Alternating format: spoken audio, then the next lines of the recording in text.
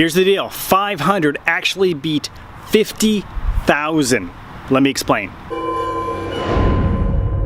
What I'm talking about is social media, and specifically Twitter. Many years ago, somebody with 500 followers provided more value than 3 people with a total of 50,000 followers.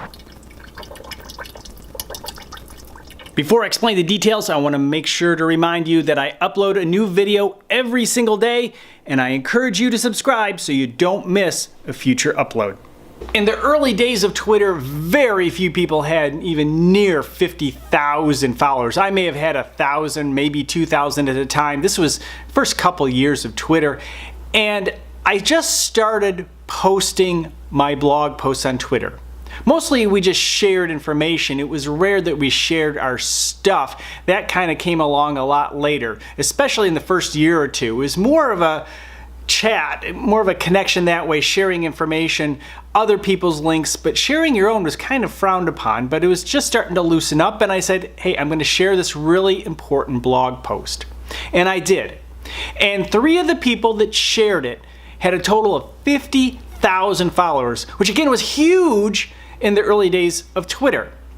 There was also somebody who shared it, retweeted it, and that person had 500 followers. The people with 50,000 followers were mostly business and marketing people. Those 3 people. They're well-known people, and they shared it, and the thing is, I got only a trickle of traffic from their shares. However, this student, photography student with 500 followers, drove 3, 4, 5 times the traffic than those 3 with 50,000 followers. Why?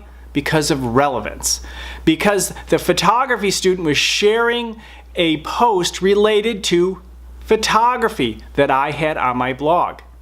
The people in the business and marketing realm, maybe there are a few people out there who were interested in photography, but it wasn't the target audience. It wasn't why people followed them, and so the traffic was very low. So that is the importance of relevance.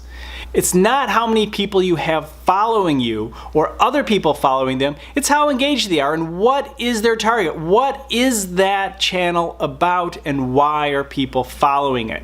So if you share information that has nothing to do with that Twitter, Instagram, Facebook, YouTube channel, you're not going to get the same reaction as if you would if you stuck with the theme. And that is why it is so important to have a theme on each of your channels. Now, I talk a lot about social media and marketing, and on my YouTube channel, it's very focused for small business people. That's what we're all about. Growing your business, using the combination code. That's what we're all about here.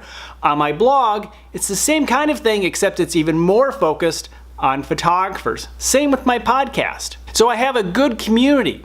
And I can cross-promote a little bit, but I can't expect all my YouTube followers to want to go over to my blog unless maybe they're creative professionals. Although the people on my blog very well can find value here on the YouTube channel. But you know, when you dive down further, you can really develop a good quality niche audience. One of the things that I'm really well known for on my blog is pricing for photographers. And I've actually considered developing a YouTube channel around that. I think I could really get a super narrow, focused niche of people who want to price their photography. Something to consider. It'd probably have a lot of traction. I don't think there's anybody doing that, focusing that far down. It's an option. But I'm sharing that with you because maybe you need to think of how you can narrow down even further if you are not making any kind of traction, the traction you want to make, or the connections you want to make. You may want to narrow down further, which is counterintuitive. We usually think we need to expand more. Sometimes it's the right move, sometimes it's the wrong move. That's why we test. We always test to make sure that we're able to deliver the right message to the right audience in the right way. And the best way to do that is to narrow down your focus and make sure you understand who your target audience is.